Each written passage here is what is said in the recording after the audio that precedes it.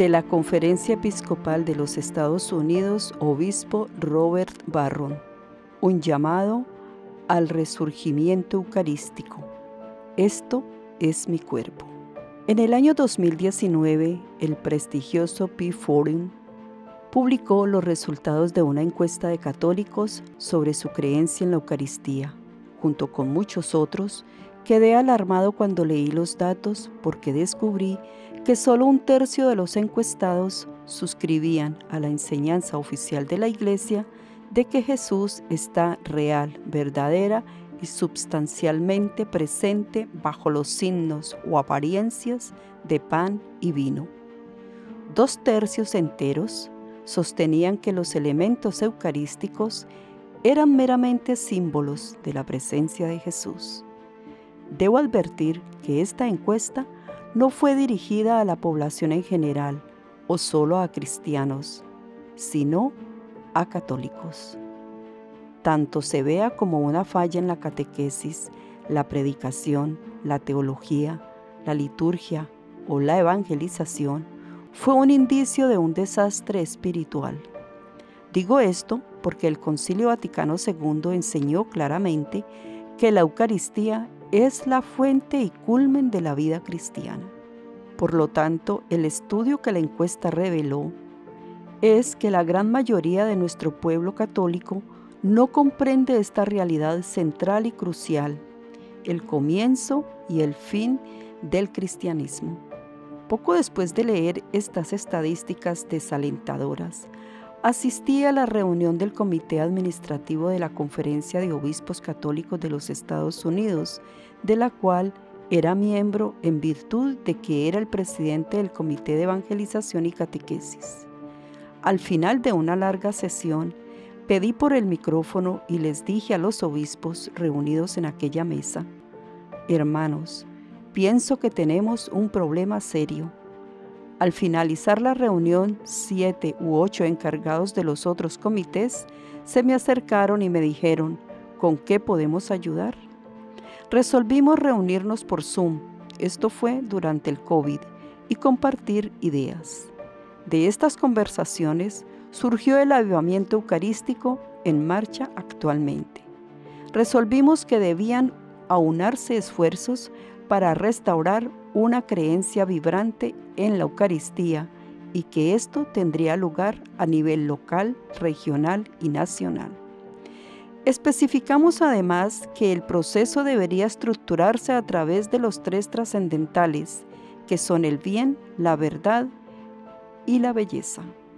Bajo la categoría del bien, deberíamos mirar a las implicancias sociales y éticas de nuestra fe eucarística, del mismo modo que nuestro compromiso hacia los pobres y a la justicia social fluye naturalmente de la recepción del cuerpo y la sangre del Señor. Bajo la guía de la verdad, enseñaríamos, catequizaríamos y predicaríamos sobre el significado del Santísimo Sacramento, especialmente sobre la presencia real de Jesús. Finalmente, bajo la prescripción de la belleza, atraeríamos la atención sobre las prácticas litúrgicas y devocionales que rodean a la Eucaristía. Estos apuntes fueron presentados a todos los obispos en nuestras reuniones regionales y luego, durante la siguiente reunión plenaria en noviembre, votamos por el lanzamiento de este resurgimiento. En aquel momento, mi periodo como presidente del Comité de Evangelización había llegado a su fin y transferí confiadamente el proyecto a mi sucesor, el obispo Andrew Cozzens.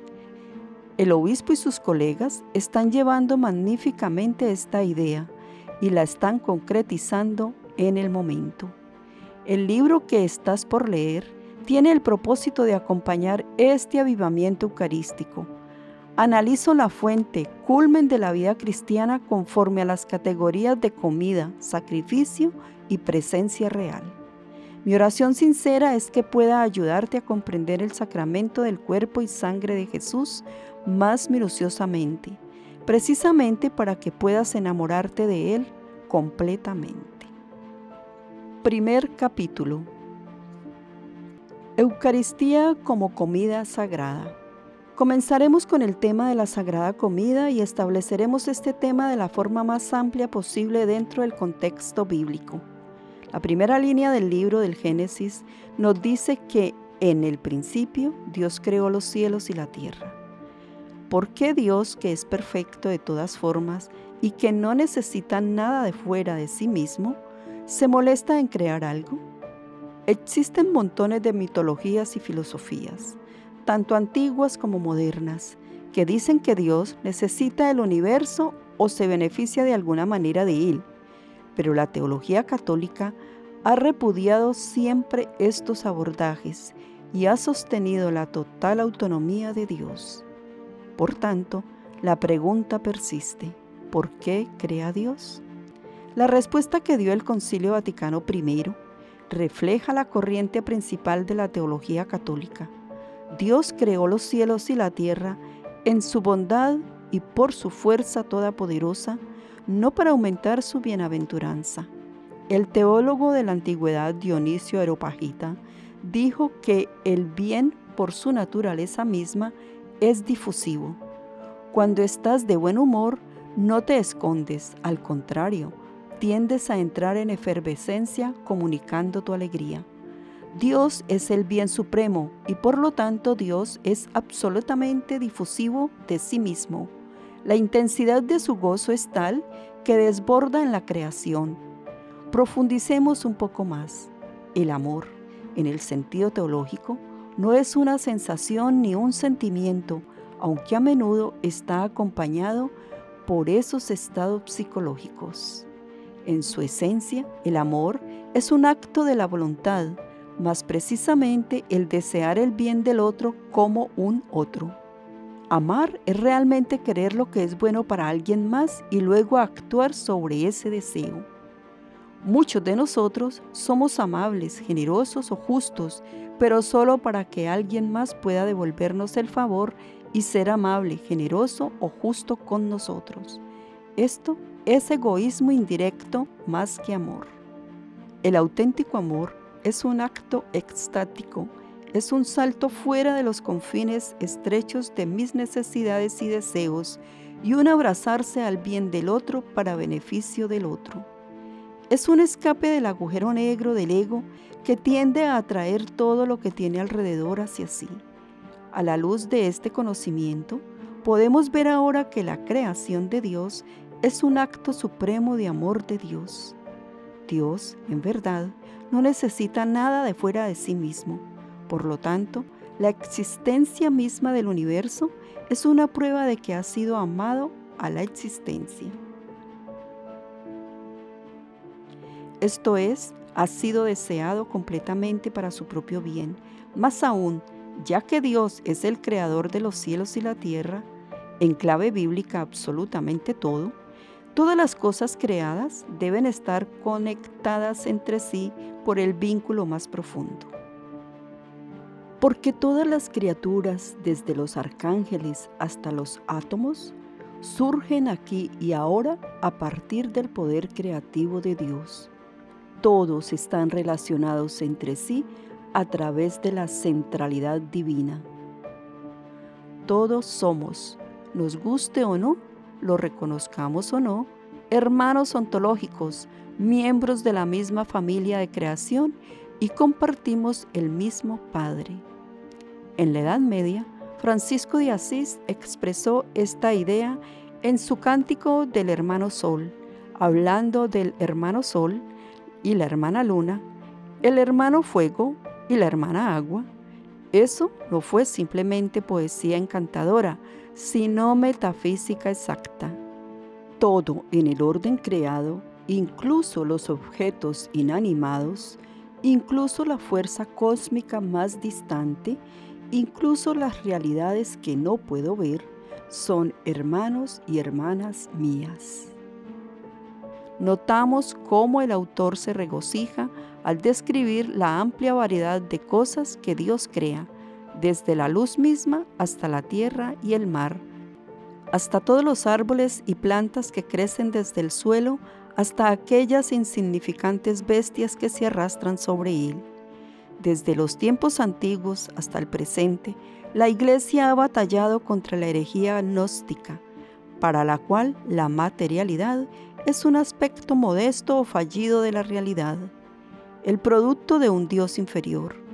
El libro del Génesis y la Biblia como un todo es ferozmente antignóstico. El único Dios creador hace todas las cosas, declara que todas ellas son buenas y proclama al conjunto de las criaturas muy buenas. Por tanto, podemos decir que el universo, en la interpretación bíblica, ha sido llamado a la existencia por un Dios gozoso y está marcado a todo nivel y en toda dimensión por una coinherencia, una conectividad y mutualidad. Como culminación de la creación, Dios hizo los primeros seres humanos y les dio dominio sobre la tierra, y los bendijo diciéndoles: sean fecundos, multiplíquense, llenen la tierra y sométanla, dominen a los peces del mar, a las aves del cielo y a todos los vivientes que se muevan sobre la tierra. Debemos ser cuidadosos para interpretar este pasaje correctamente, atentos a las múltiples críticas que han surgido en el último siglo o a la muy preocupante indiferencia ecológica y a una suerte de chauvinismo centrado en los seres humanos. El dominen, que se pronuncia en el Génesis, no tiene nada que ver con dominación y no debiera ser interpretado como un permiso a los seres humanos para tomar ventaja del mundo que Dios ha creado, sino lo contrario. Lo que les confía Dios a Adán y a Eva tendría que ser mejor explicado a través del término administración. Tienen que cuidar la creación y, si puedo expresarlo así, tienen que ser los portavoces de ella, reconociendo su orden con sus mentes iluminadas y dando expresión a su belleza con sus lenguas bien adiestradas. Su responsabilidad no está mejor representada en ningún lugar que en el relato del Génesis, en el que Adán da nombre a todos los animales, esto es, designando conscientemente el orden e interrelación del mundo creado.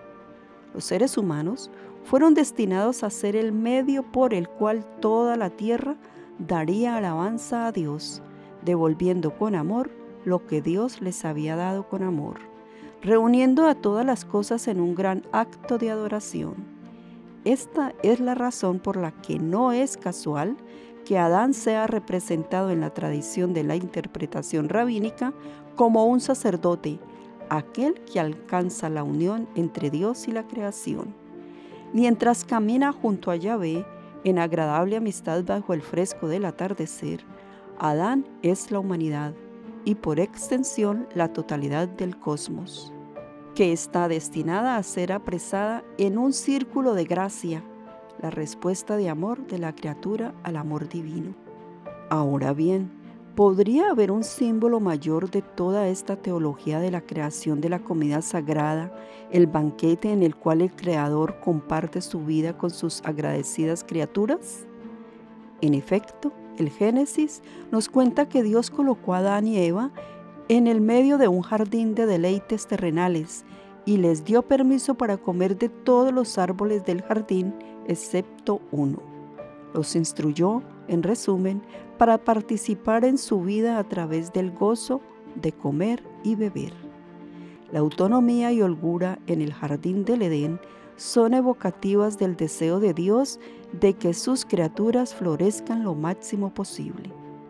El padre de la Iglesia, Irineo de León, puntualizó que la gloria de Dios es un ser humano plenamente vivo.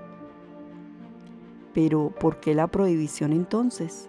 ¿Por qué está prohibido para ellos el árbol del conocimiento del bien y del mal? La determinación fundamental del bien y del mal permanece necesariamente como prerrogativa únicamente de Dios, ya que Dios es en sí mismo el bien supremo. Incautar este conocimiento, por lo tanto, es reclamar la divinidad para uno mismo, y esto es lo único que una criatura nunca puede hacer, y por consiguiente nunca debería intentar. Hacer eso es colocarse en una contradicción metafísica, interrumpiendo en consecuencia el círculo de la gracia y estropeando el Sacrum Convivium, el banquete sagrado. En efecto, si nos volvemos contra Dios, se pierde el vínculo que tiene que conectarnos a través de Dios con el resto de la creación y nos encontramos solos. Esto es, en la lectura bíblica precisamente lo que sucede. Seducidos por la sugerencia de la serpiente de que Dios está secretamente celoso de sus criaturas humanas, Eva y Adán comieron el fruto del árbol del conocimiento del bien y del mal. Se apoderaron de la devoción de que no serían dominados por Dios y se encontraron como consecuencia expulsados del sitio de felicidad.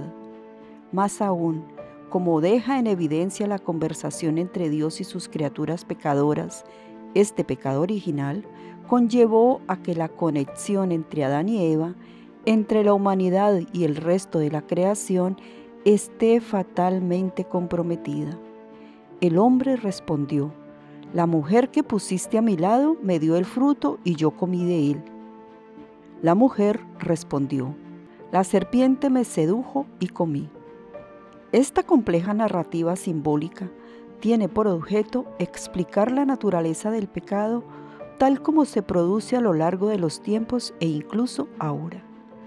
Dios quiere que comamos y bebamos en comunión con Él y nuestras hermanas criaturas, pero nuestro propio temor y soberbia terminan la fiesta.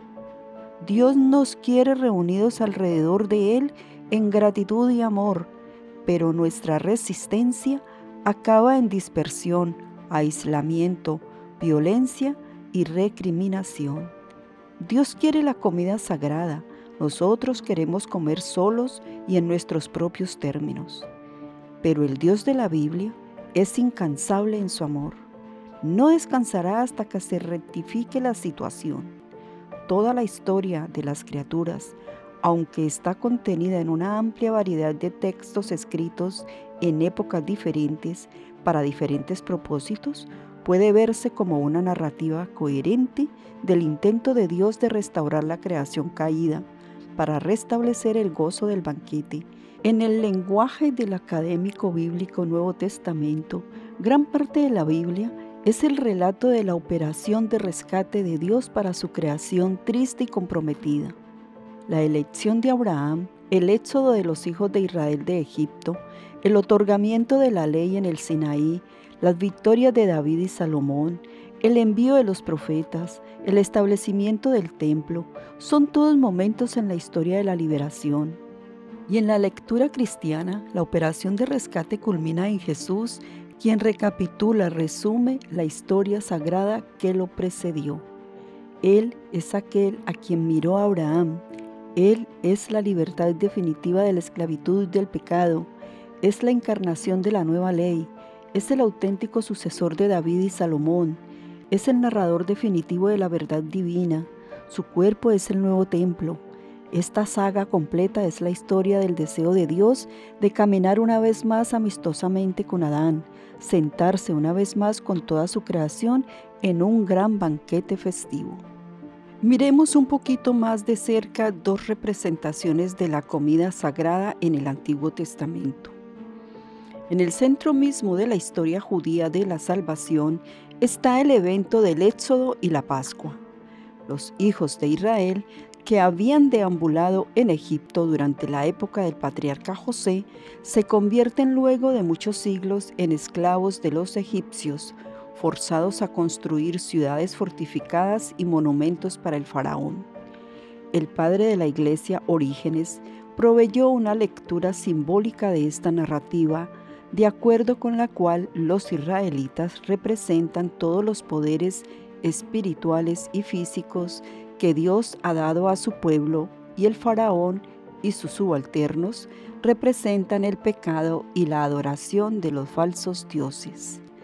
El pecado, nos cuenta la historia, ha esclavizado a la raza humana, empujando lo que es mejor en nosotros a su servicio, utilizando la mente, la voluntad, la imaginación, el coraje y la creatividad de un modo distorsionado. Esta distorsión, a su vez, nos ha enfrentado entre nosotros, dando pie a la guerra de todos contra todos. Es desde este estado de disolución y falsa alabanza que Dios anhela liberar a los israelitas y entonces batalla contra el faraón y sus cómplices. Las plagas que envía Dios no deberían interpretarse como castigos arbitrarios, sino como el medio por el cual Dios se involucra en la batalla espiritual en nuestro nombre. La plaga final, de acuerdo a la narrativa, es la matanza de los primogénitos a lo largo de todo Egipto.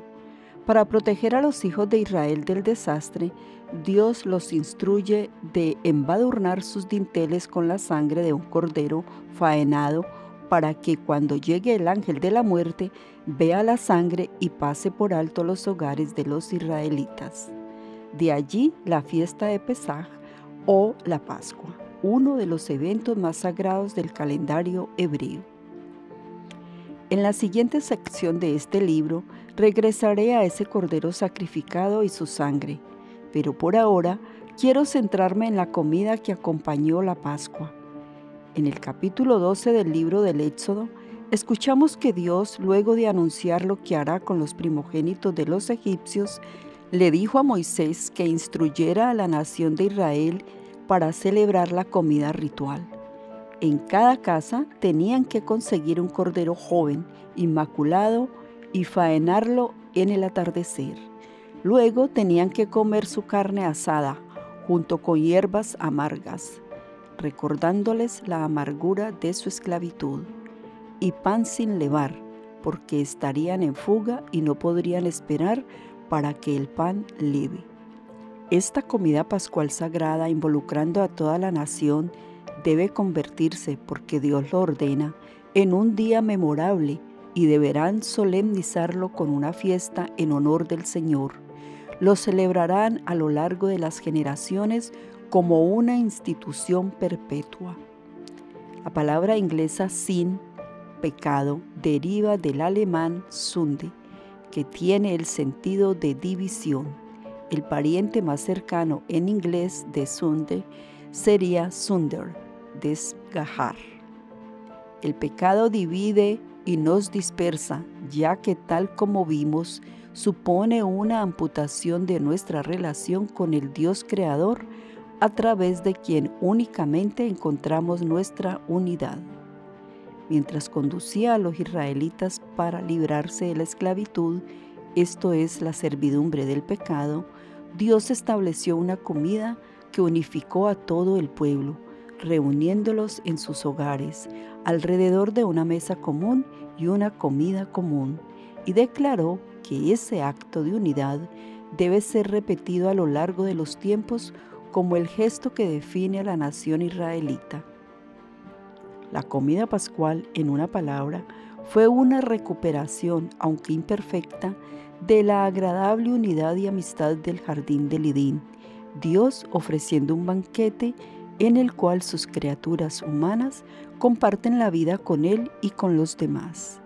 Aunque este tema es un poquito silenciado en la historia del Éxodo, Dios tenía la intención de que el Israel unificado fuera un catalizador para la unificación del mundo.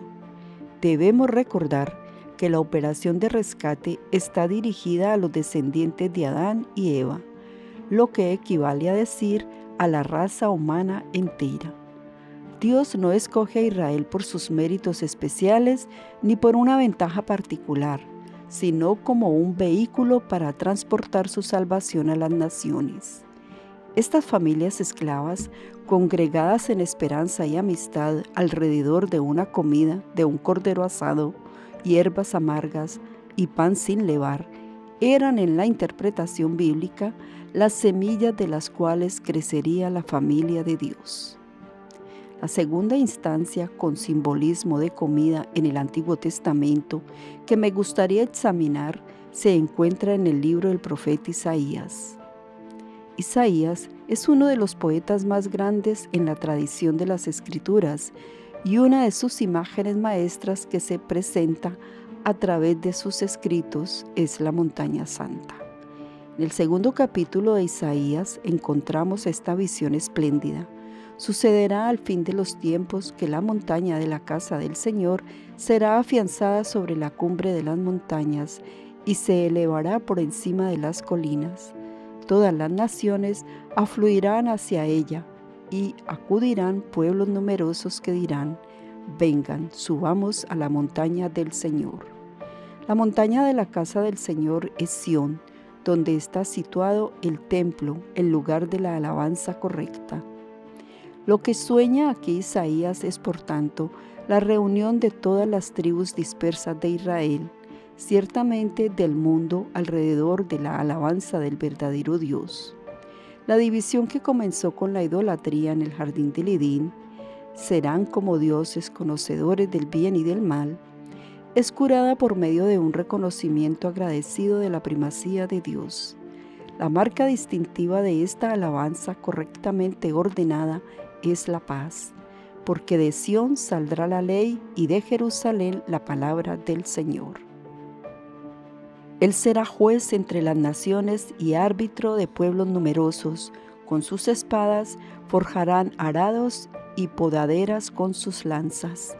Habiendo encontrado la amistad con Dios, insinúa Isaías, los seres humanos redescubrirán la amistad con los demás y no sentirán más la necesidad de prepararse para la guerra. La implicancia cósmica de esta reconciliación se vuelve evidente en el capítulo 11 de Isaías, donde el profeta sueña con la época del Mesías. El lobo habitará con el cordero y el leopardo se recostará junto al cabrito. La vaca y la osa vivirán en compañía, sus crías se recostarán juntas. El niño de pecho jugará sobre el agujero de la cobra, y en la cueva de la víbora meterá la mano el niño apenas destetado.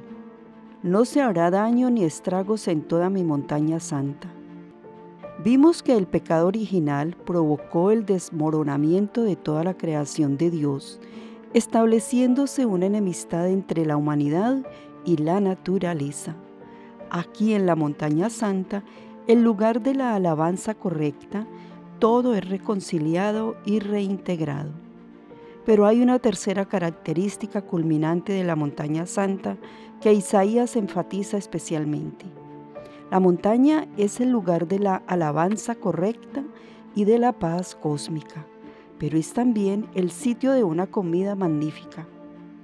En el capítulo 25 encontramos esto: el Señor de los ejércitos ofrecerá a todos los pueblos sobre esta montaña un banquete de manjares suculentos, un banquete de vinos añejados, de manjares suculentos medulosos, de vinos añejados descantados.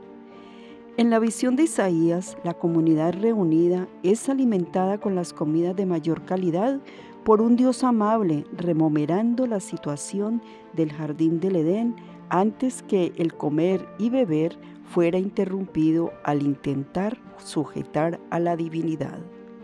El profeta visualiza a todas las naciones del mundo viviendo pacíficamente e inspiradas en la alabanza correcta, capaces de compartir la vida con Dios y con los demás, recibiendo y dando gracia.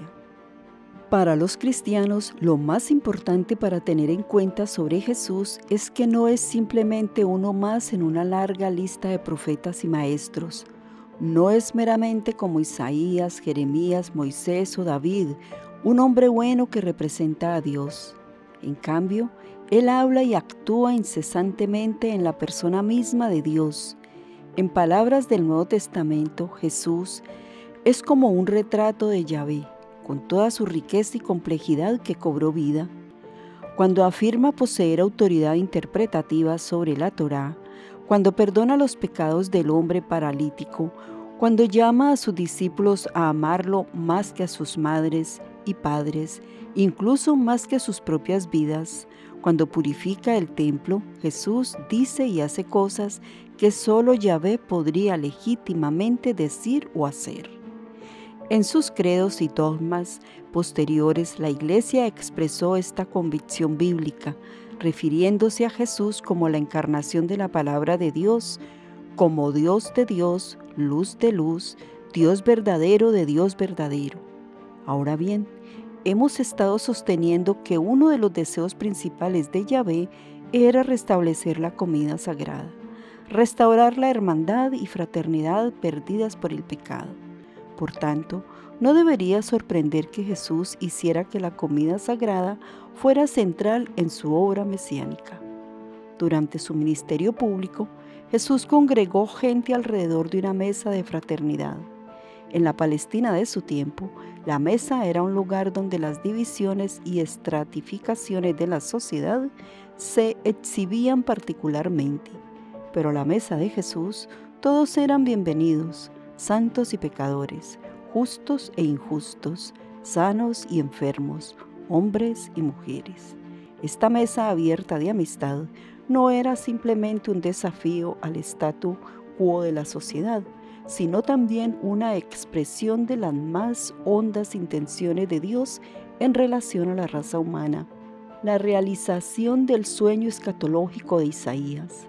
De hecho, muy a menudo, las enseñanzas más profundas de Jesús tuvieron lugar en la mesa, rememorando la montaña santa de Isaías, donde una comida festiva sería ofrecida y de donde saldría instrucción. Examinemos unas pocas instancias de esta comida de fraternidad en el Nuevo Testamento, comenzando en un lugar tal vez sorprendente, la historia de Navidad. El relato del nacimiento de Jesús en el Evangelio de Lucas no es, como nos lo recuerda Raymond Brown, un cuento inocente que les relatamos a los niños. Antes bien, se bosqueja allí todo el drama y originalidad de la historia de Jesús. Tenemos que notar el contraste entre el personaje mencionado en el inicio de la narrativa, César Augusto, y el protagonista, que es el centro de la historia. César habría sido la mejor persona alimentada del mundo antiguo, capaz de chasquear sus dedos para tener todos sus deseos sensuales satisfechos. Pero el verdadero rey, el verdadero emperador del mundo, nace en una cueva a las afueras de un pueblo perdido en el margen de los dominios del César. Muy débil, incluso para levantar su cabeza, está envuelto en pañales y yace en un pesebre, el lugar donde comen los animales. Lo que está señalando aquí Lucas es que Jesús ha venido a ser alimento para un mundo hambriento. Mientras el César, al modo de Adán y Eva, existieron para ser alimentados, Jesús existió para ser alimento. Estuvo destinado a ser no solo el anfitrión del banquete sagrado, sino la comida misma.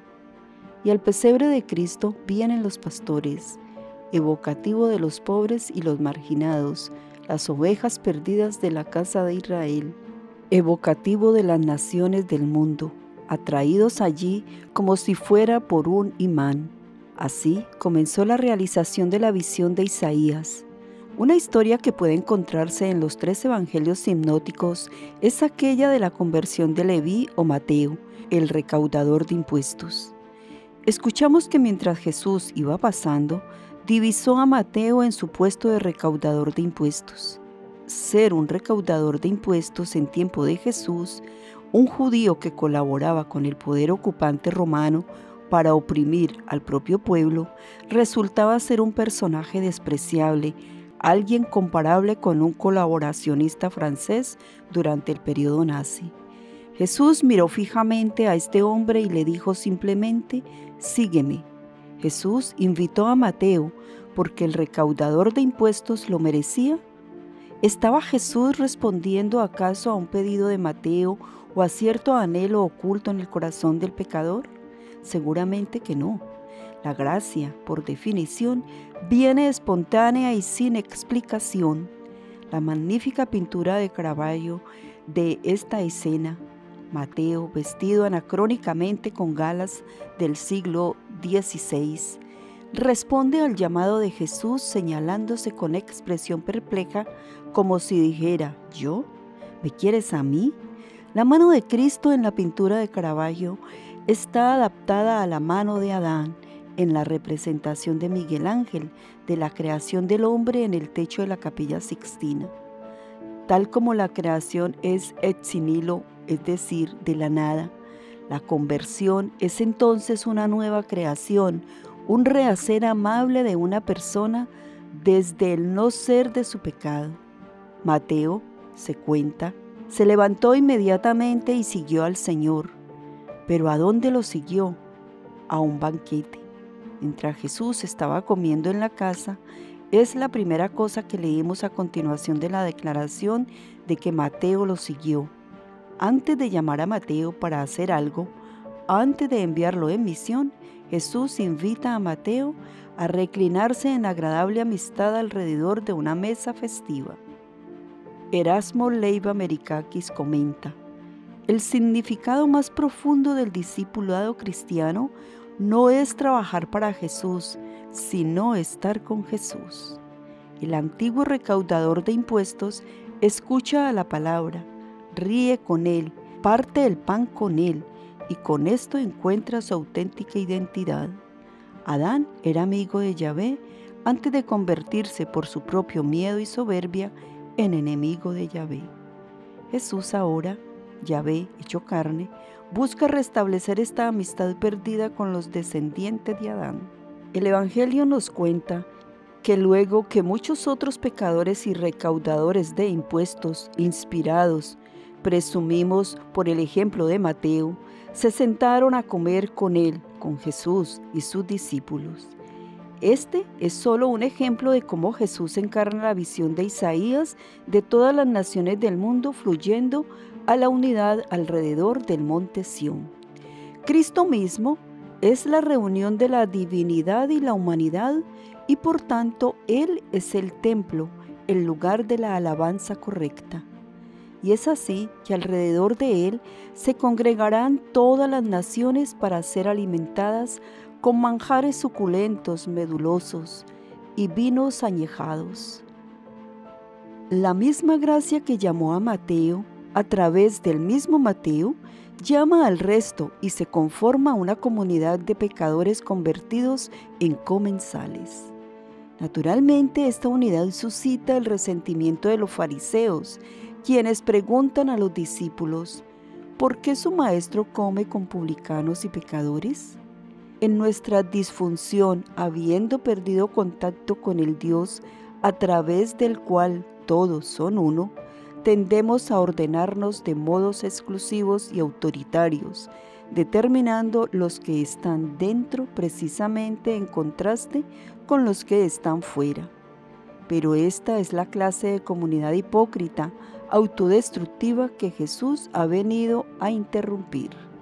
Y entonces Él responde a esta crítica: no son los sanos los que tienen necesidad de médico, sino los enfermos, porque yo no he venido a llamar a los justos, sino a los pecadores. Aquí encontramos un tema que será desarrollado a lo largo de la tradición, el cual es la comida sagrada como medicina para el alma enferma de pecado. A la luz de las observaciones de Jesús, podemos ver que la inclusión de los pecadores está en el corazón y razón de ser de la comida que Él ofrece.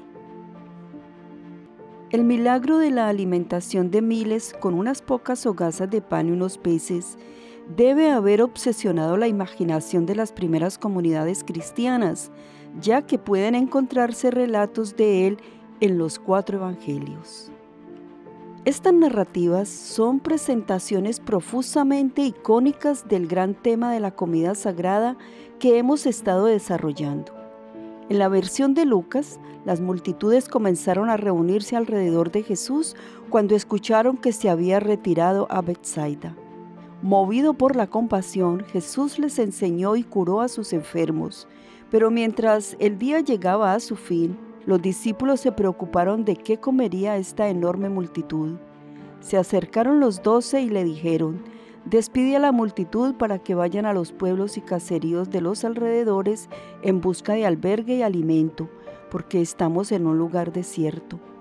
Los 12, símbolo de las tribus de Israel reunidas, actúan aquí en contradicción con su identidad más profunda, porque quieren dispersar a aquellos a los que Jesús ha atraído magnéticamente hacia sí.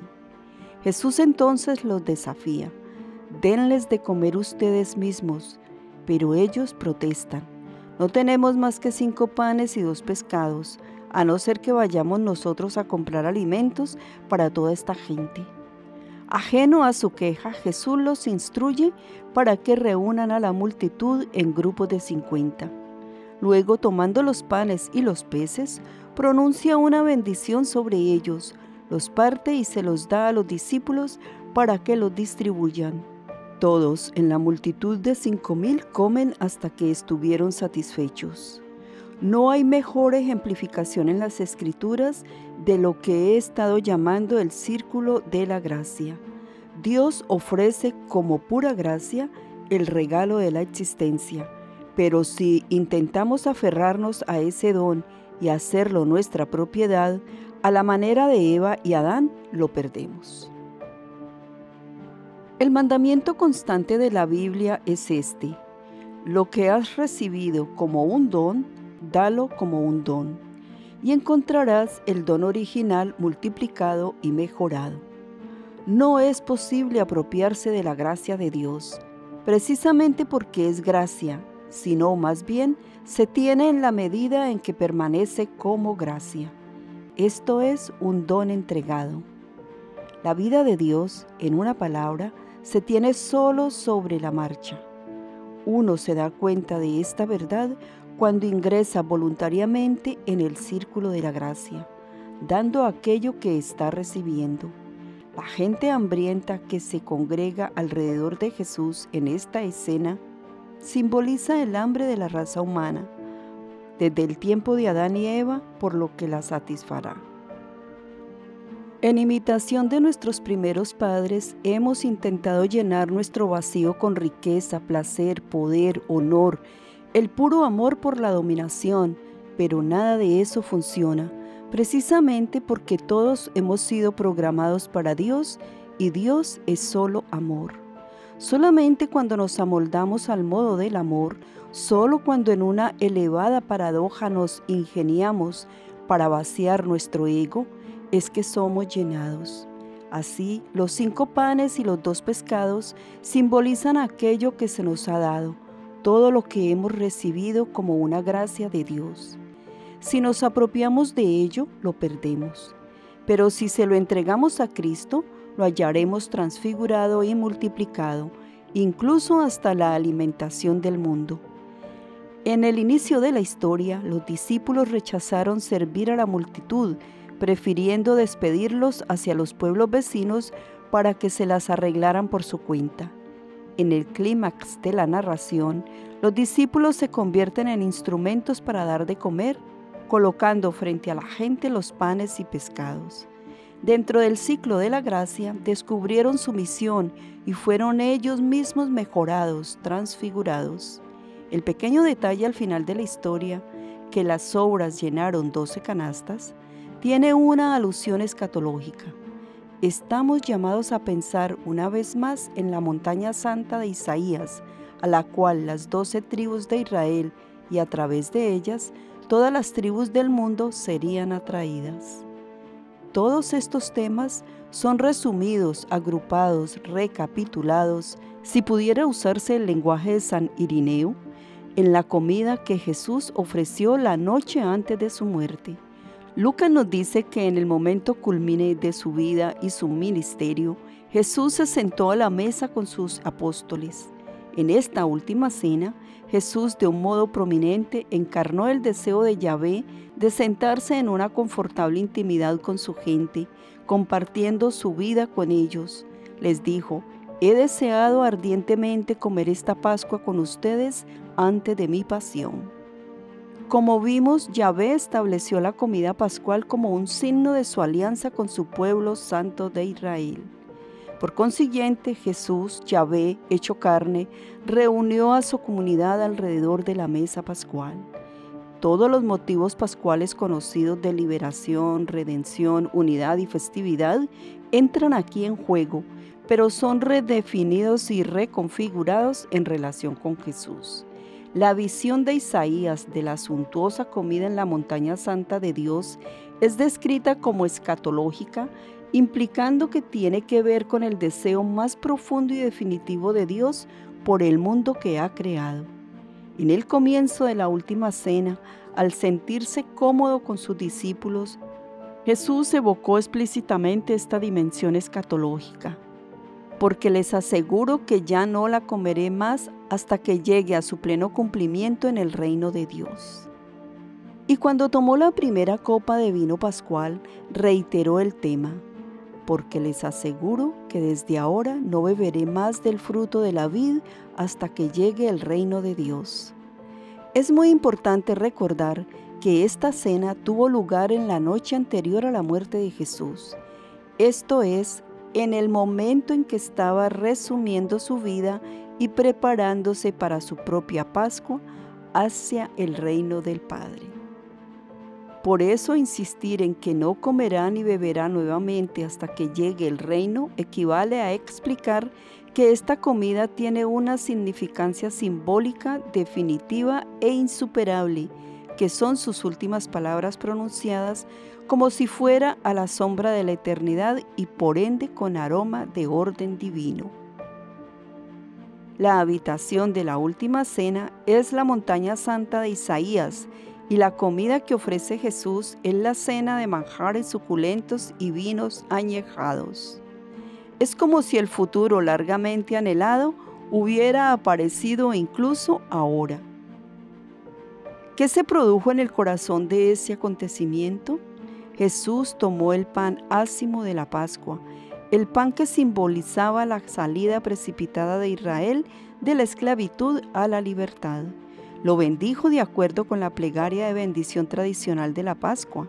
Lo partió y lo distribuyó a sus discípulos diciendo: esto es mi cuerpo, que se entrega por ustedes. Hagan esto en memoria mía.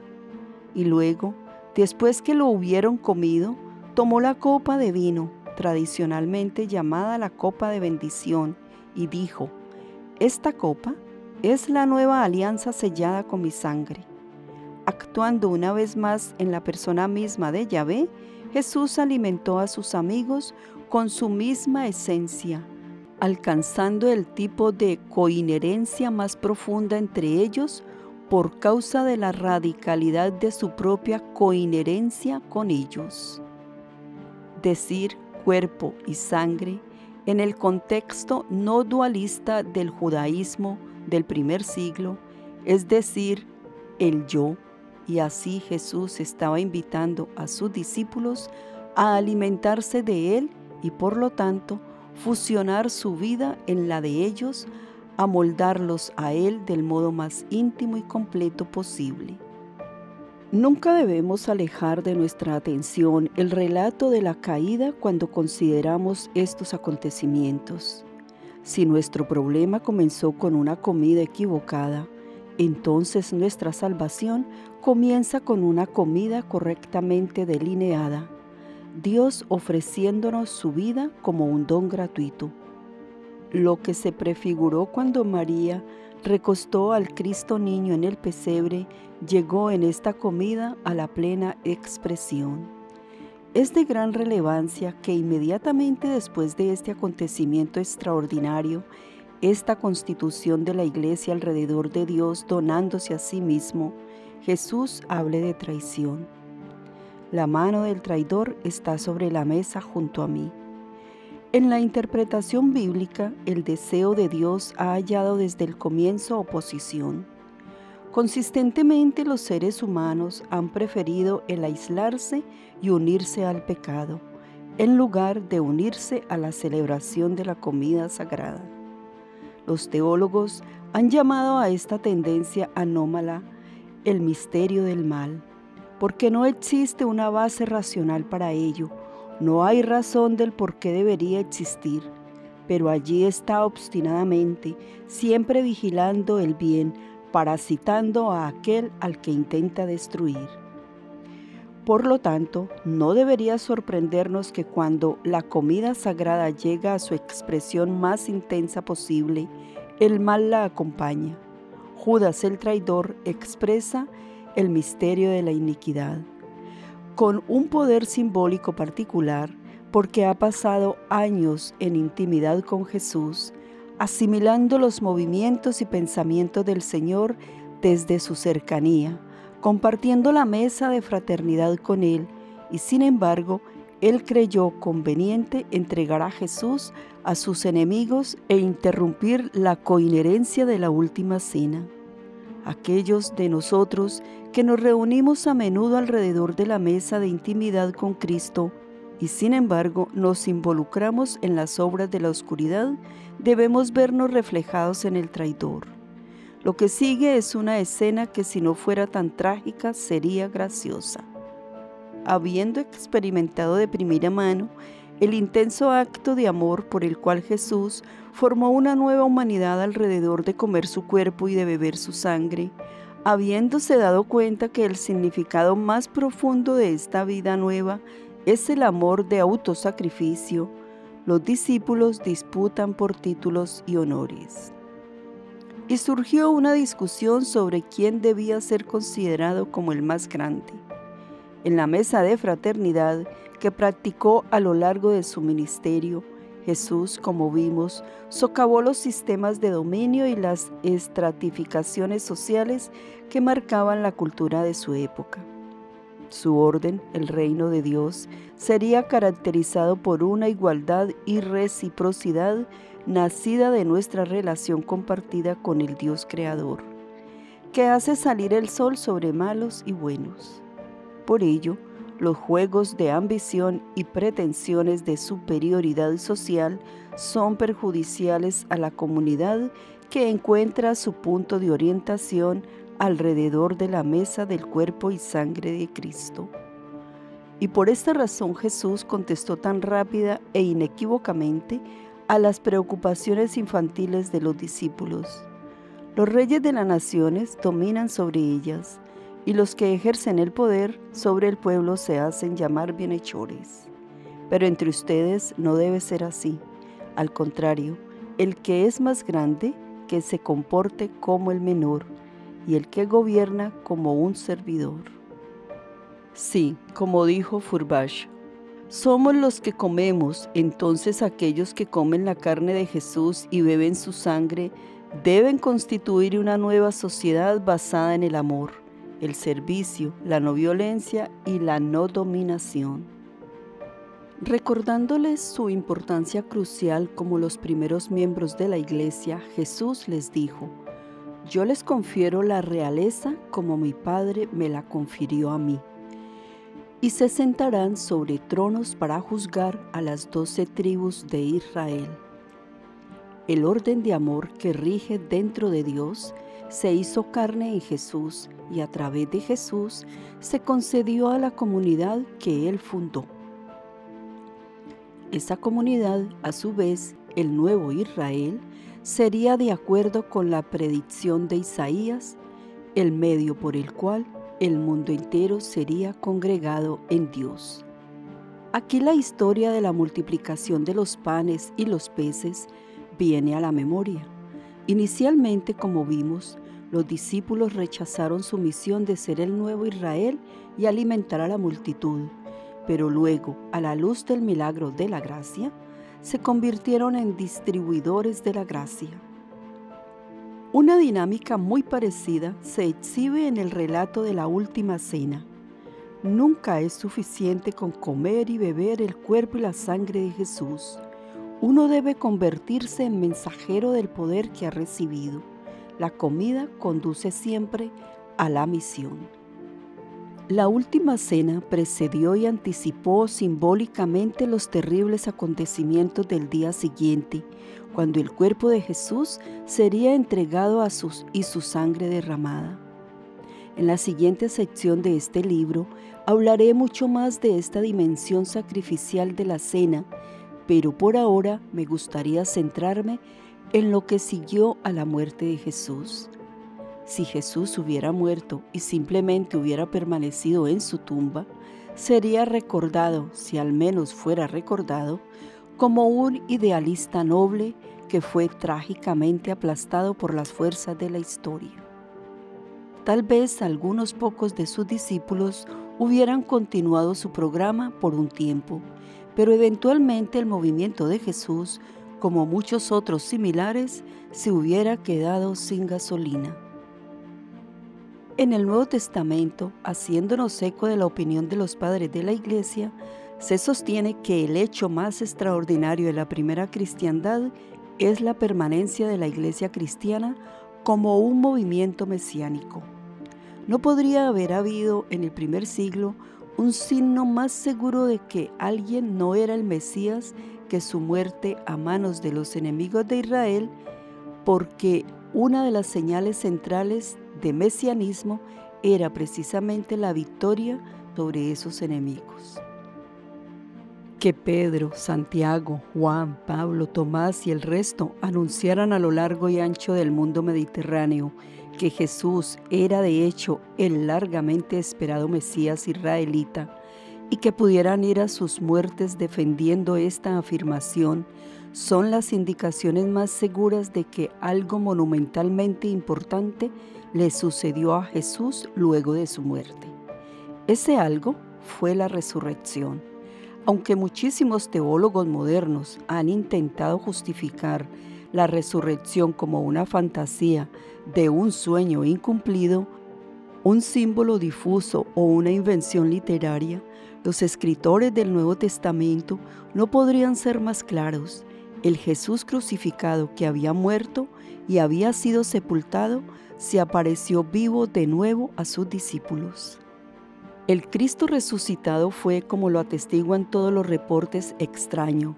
Por un lado, Él era el mismo Jesús con el que habían comido y bebido y a quien habían escuchado, pero por otro lado, Él era diferente. De hecho, tan cambiado que con frecuencia no lo conocían inmediatamente o no lo reconocían. Es como si se hubiera parado en el límite entre dos mundos, existiendo aún en esta dimensión de espacio y tiempo, pero también trascendiéndolo, participando de un mundo más elevado, mejor.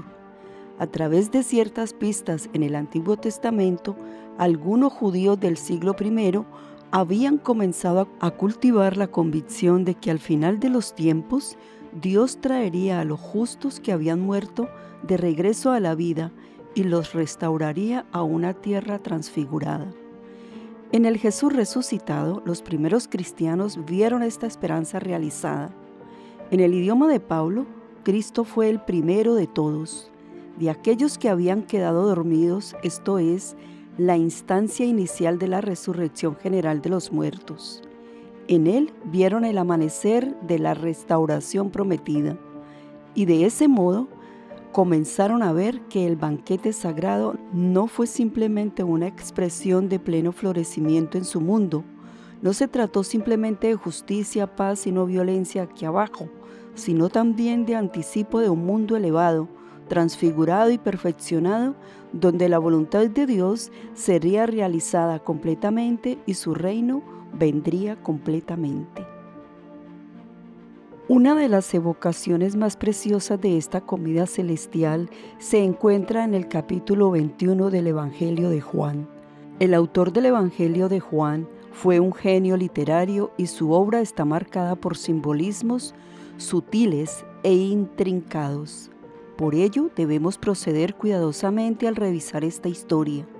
Nos cuenta que el Cristo resucitado se apareció a sus discípulos en el mar de Tiberíades en Galilea. A lo largo de los evangelios, la hermosa Galilea, el país natal de Jesús, simboliza la tierra de la resurrección y la nueva vida. Luego de los acontecimientos pascuales en Jerusalén, los discípulos de Jesús han regresado allí y han retomado, parece, su antiguo modo de vida, ya que Juan nos cuenta que 7 de ellos, bajo el liderazgo de Pedro, habían partido en un bote a pescar.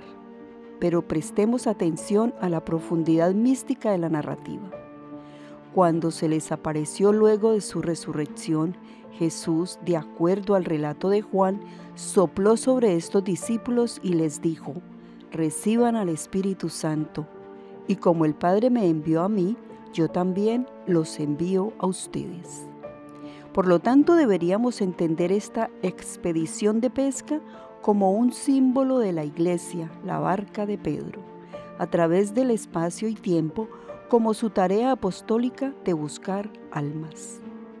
Al amanecer, divisaron una figura misteriosa en la orilla distante que les gritaba: «Muchachos, ¿tienen algo para comer?». Cuando contestaron negativamente, los instruyó para que lanzaran las redes a la derecha de la barca. Al hacerlo, obtuvieron una gran captura de peces. La vida y el trabajo de la iglesia, parece decirnos Juan, serán una batalla larga, incierta, un trabajo duro que a menudo parecerá dar poco fruto. Pero luego de la larga noche, irrumpirá el amanecer de una nueva vida y un nuevo orden, el mundo transfigurado que inauguró Jesús. La captura de peces que Él hace posible es la totalidad de la gente que Cristo congregará en sí mismo. Es el nuevo Israel, la iglesia escatológica. Sabemos esto a través de un sutil simbolismo. Cuando los peces son arrastrados a la orilla, Juan se molesta en contarnos su número exacto, 153, una cifra que se consideraba comúnmente en el mundo antiguo como el número total de especies de peces en el mar. Luego de la pesca milagrosa, el discípulo que Jesús amaba, tradicionalmente identificado como el autor del Evangelio, exclamó: «Es el Señor». San Juan, aquel que se recostó en el pecho del Señor durante la última cena y que tenía el sentido más intuitivo de los designios de Jesús, representa aquí la dimensión mística de la iglesia. A lo largo de los siglos ha habido poetas, predicadores, maestros, liturgistas, místicos y santos que tuvieron un instinto sobre quién es Jesús y lo que desea. Son aquellos que típicamente ven primero la obra del Señor, que reconocen sus propósitos, incluso antes que lo haga el liderazgo de la iglesia.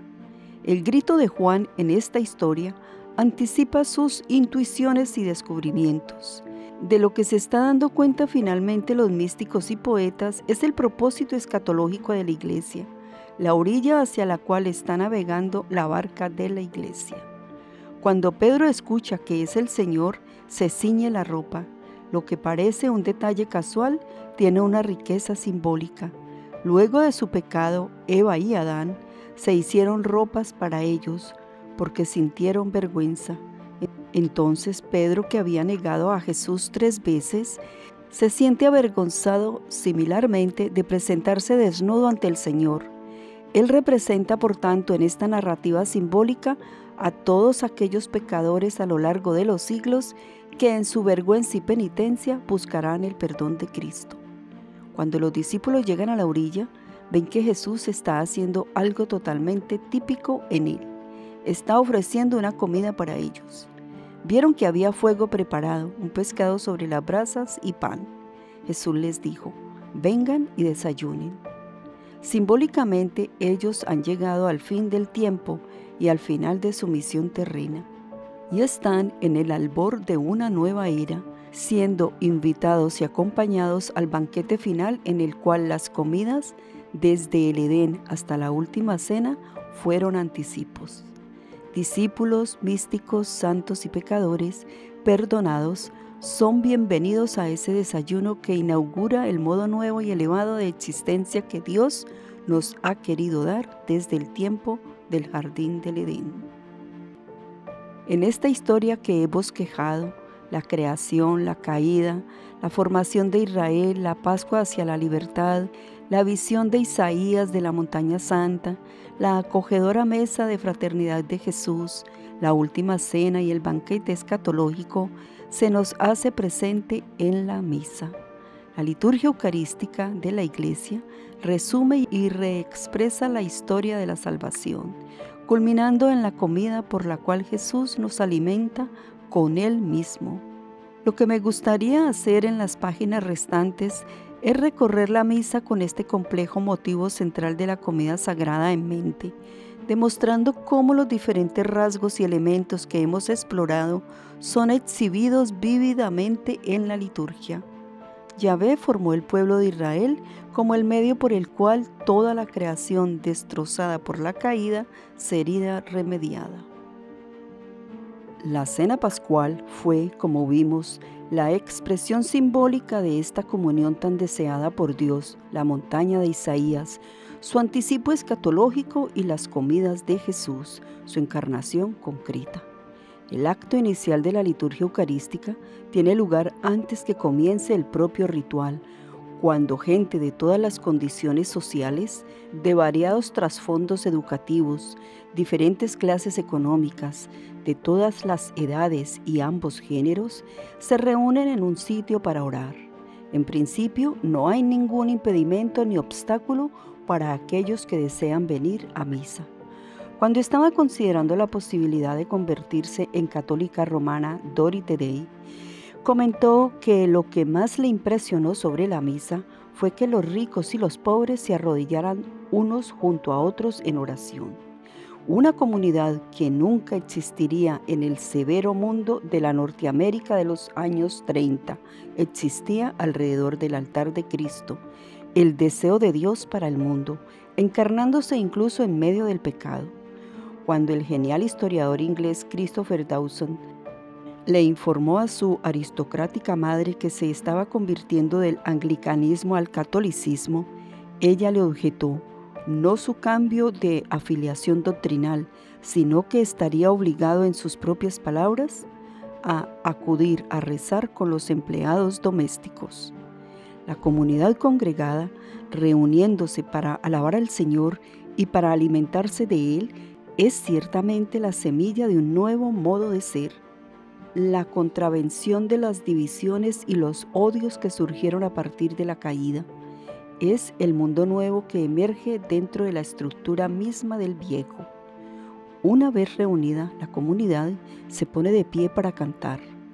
La música litúrgica no debe ser vista como secundaria o meramente decorativa, porque da expresión a la armonización de las multitudes. Al igual que las tribus que afluyen a la montaña santa, no pierden su individualidad cuando se reúnen para alabar en conjunto. Los participantes de la misa no abandonan su carácter distintivo cuando cantan todos juntos, sino, más bien, contribuyen individualmente a una consonancia. A continuación de la señal de la cruz y el saludo, el pueblo es invitado a reconocer su pecado y buscar la misericordia divina. Dicen: Kyrie eleison, Christi eleison, Kyrie eleison. Señor, ten piedad. Cristo, ten piedad. Señor, ten piedad. Jesús vino no para los sanos, sino para los enfermos. Él es Yahvé en persona, llamando a regresar al hogar a las ovejas perdidas de la casa de Israel, y es por esa razón que fue tan amable en su bienvenida a Mateo y sus amigos de mala fama. Ahora bien, nosotros los pecadores, una vez que aceptamos que efectivamente somos pecadores, somos perdonados y bienvenidos a una intimidad agradable con Cristo en la liturgia. En la misa del domingo y en las misas de fiesta, a continuación del Kyrie, sigue la gran oración del Gloria, que comienza con esta frase: Gloria a Dios en el cielo y en la tierra, paz a los hombres que ama el Señor. La mayor parte de la teología que hemos estado presentando está incluida en esta afirmación. La paz se esparcirá sobre la tierra, de acuerdo con el deseo principal y más profundo de Dios, cuando todos nos congregamos en un acto común de alabanza. Aristóteles señaló que una amistad no perdurará mientras los amigos estén simplemente enamorados entre sí. A su tiempo, dijo él, esa relación se convertirá en egoísmo mutuo. En cambio, una amistad sobrevivirá solo en la medida en que los dos amigos se enamoren de un tercero trascendente, con algún valor o bien mayor que esté más allá de la comprensión de cualquiera de ellos. Este principio aristotélico se aplica a nuestra relación con Dios, la clave indispensable para la paz. Esto es una amistad floreciente entre los miembros de la raza humana. Es que todos nos enamoramos del Creador trascendente. Solo cuando le demos gloria a Dios en las alturas, por sobre toda la nación, la familia, la cultura, la política partidaria, etc., encontraremos paradójicamente unidad entre nosotros. Para poner esto más explícitamente en un lenguaje de las Escrituras, solo cuando nos sentemos juntos en la comida ofrecida y posibilitada por Dios, nos sentaremos juntos verdaderamente en paz. Luego de la oración del Gloria, los participantes de la misa se sientan para la proclamación de la palabra de Dios, ya que Cristo es, como insistió San Juan, la palabra de Dios hecha carne, la Escritura entera, Antiguo y Nuevo Testamento, es el lenguaje de Cristo. Habiendo sido congregados por Jesús, lo escuchamos como lo hicieron las multitudes que escucharon el sermón de la montaña.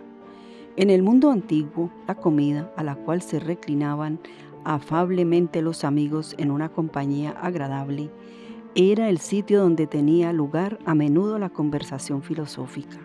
Piensen en el Simposium de Platón, un relato de una cena festiva durante la cual los participantes discurren sobre la naturaleza del amor.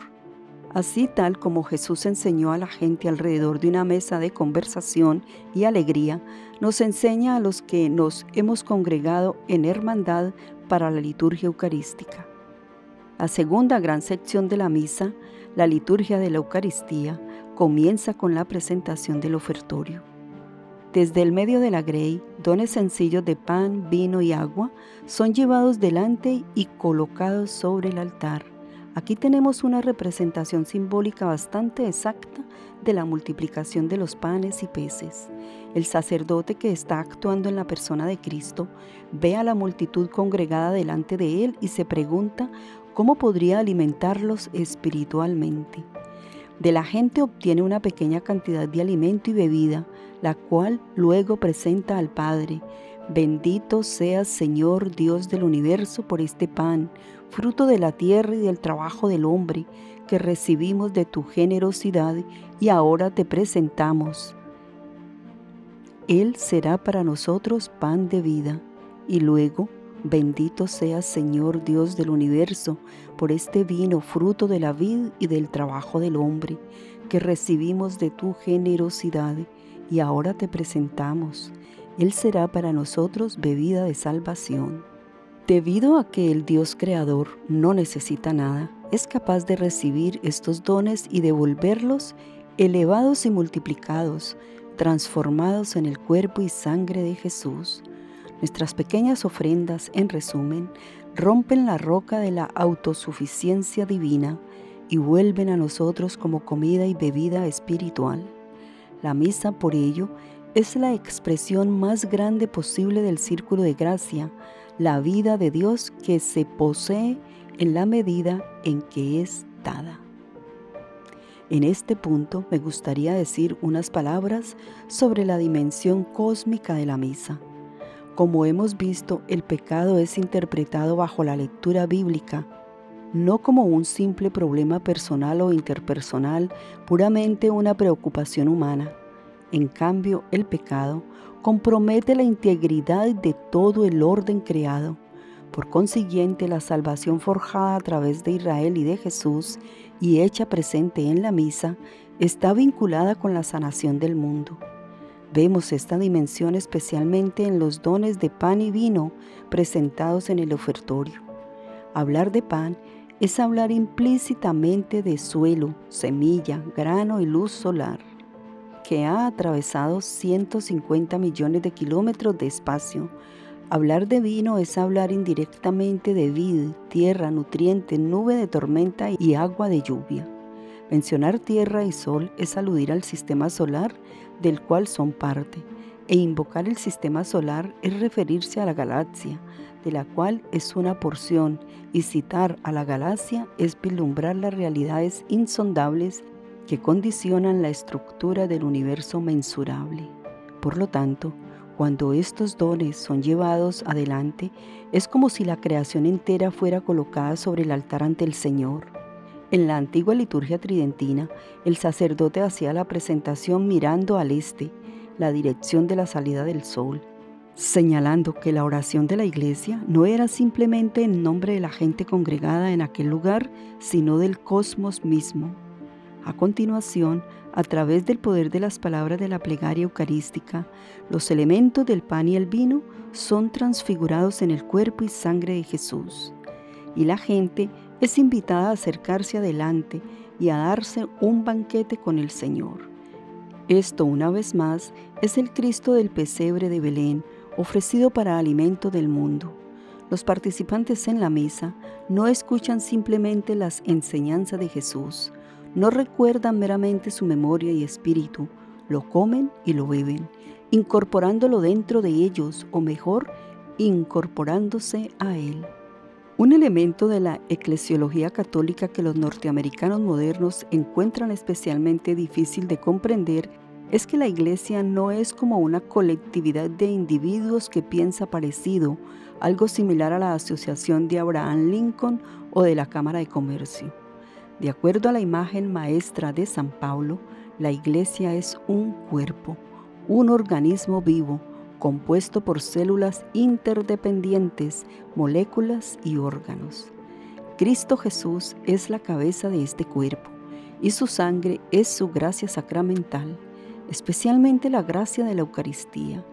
Los miembros de la Iglesia, aquellos que consumen su cuerpo y sangre, se convierten por lo tanto en las extremidades, ojos, oídos y sentimientos del cuerpo de Cristo, el medio por el cual su obra continúa en el mundo.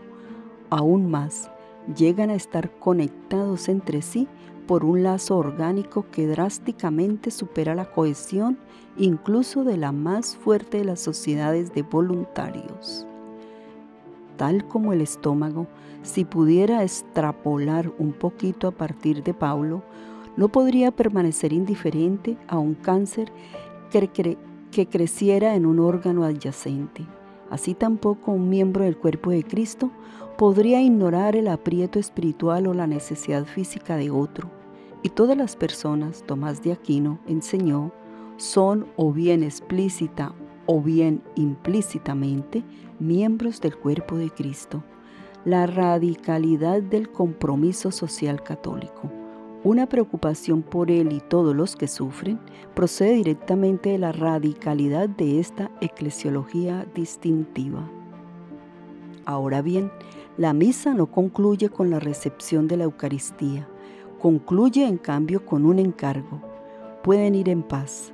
Se ha sostenido que luego de las palabras de la consagración, esas palabras de despedida son las más sagradas en la liturgia.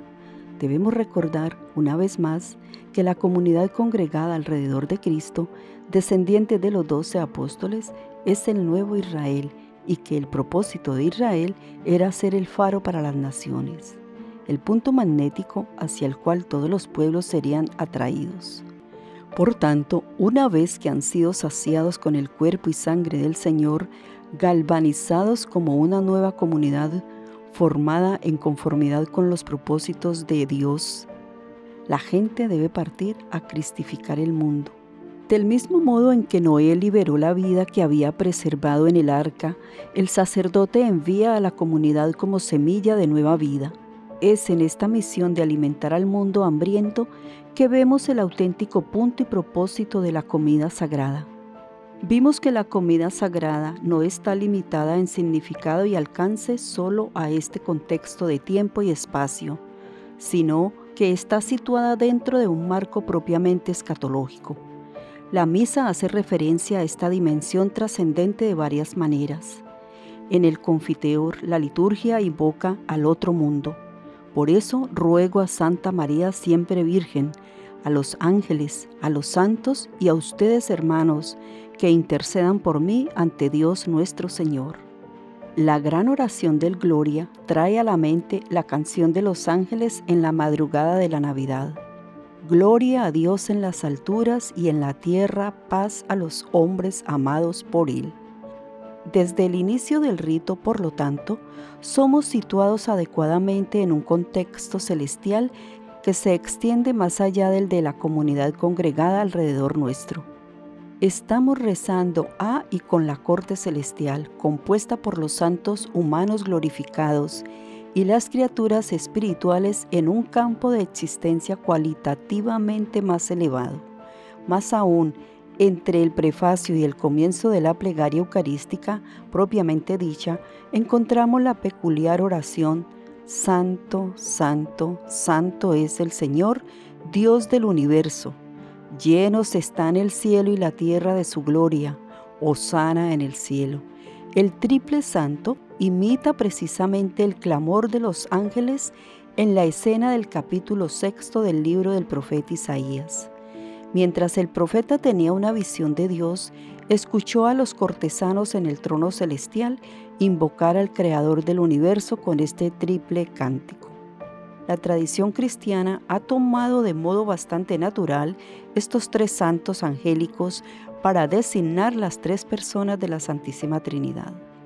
El punto es que mientras la comunidad en alabanza ingresa en la parte más sagrada de la misa, se vuelve consciente una vez más de la comunidad sobrenatural que alaba en tándem con ella. En su tratado sobre la Eucaristía en la Suma Teológica, Santo Tomás de Aquino dijo que el sacramento tiene tres nombres, cada uno correspondiendo a una de las dimensiones del tiempo.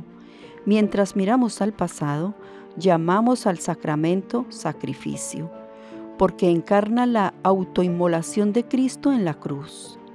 Diremos mucho más sobre esta característica en la siguiente sección. Segundo, mientras miramos al presente, lo llamamos comunión, ya que lleva a cabo la reunión del cuerpo de Cristo aquí y ahora. Finalmente, mientras miramos al futuro, lo llamamos Eucaristía, ya que anticipa la gran acción de gracias que tendrá lugar en el cielo cuando estemos en compañía de los santos en el banquete escatológico. Es la última característica que la liturgia enfatiza cuando invoca tan sistemáticamente a los ángeles y a los santos. Conclusión. Dios, en su realidad más propia, no es monolítico, sino una comunión de personas. Desde toda la eternidad, el Padre se habla a sí mismo y esta palabra que pronuncia es el Hijo.